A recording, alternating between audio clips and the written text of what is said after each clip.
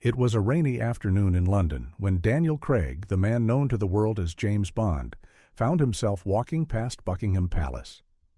He had finished filming his last Bond movie months ago, and though the world still saw him as an invincible hero, deep inside, he felt lost. Retirement had brought an unexpected emptiness, a question of purpose that no script or film set could answer.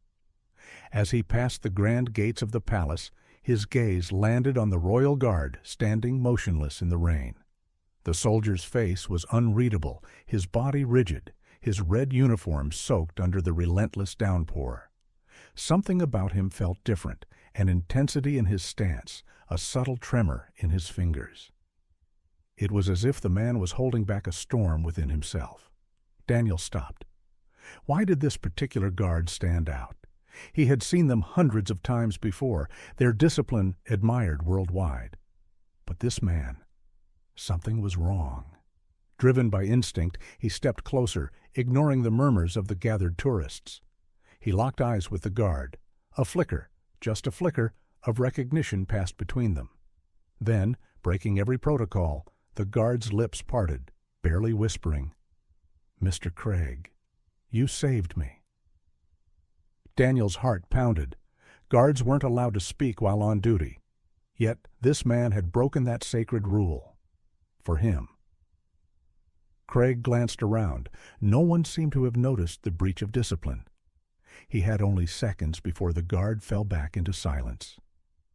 "How?" Daniel asked, his voice barely above the rain. The soldier took a slow breath and whispered, 5 years ago, I was ready to end it all. I had lost everything, my family, my career. I was invisible. Then, one night, I stumbled into a cinema, thinking it would be my last escape. It was your movie, Skyfall. Daniel's stomach tightened. The irony wasn't lost on him. A fictional spy had unknowingly saved a real soldier. The guard continued, his voice tight with emotion. There's a scene where Bond falls, beaten, broken, and yet he gets back up. I don't know why, but in that moment I thought, if Bond can survive, maybe I can too. A lump formed in Daniel's throat.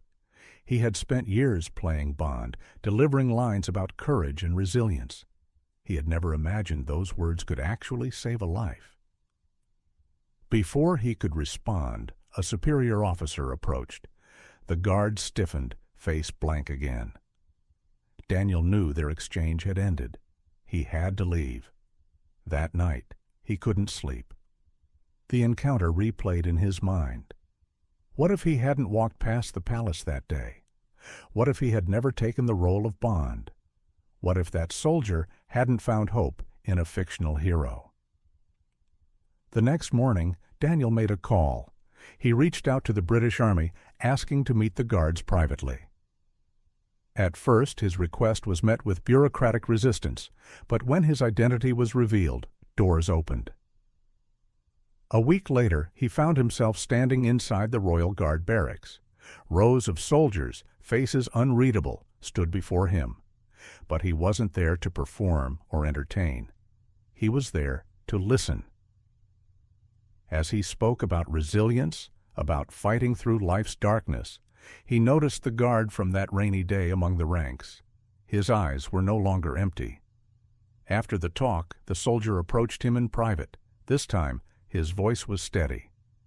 "Thank you, sir, not just for Bond, but for coming back." Daniel smiled. "It wasn't Bond who saved you. It was you. I just happened to be a part of your story."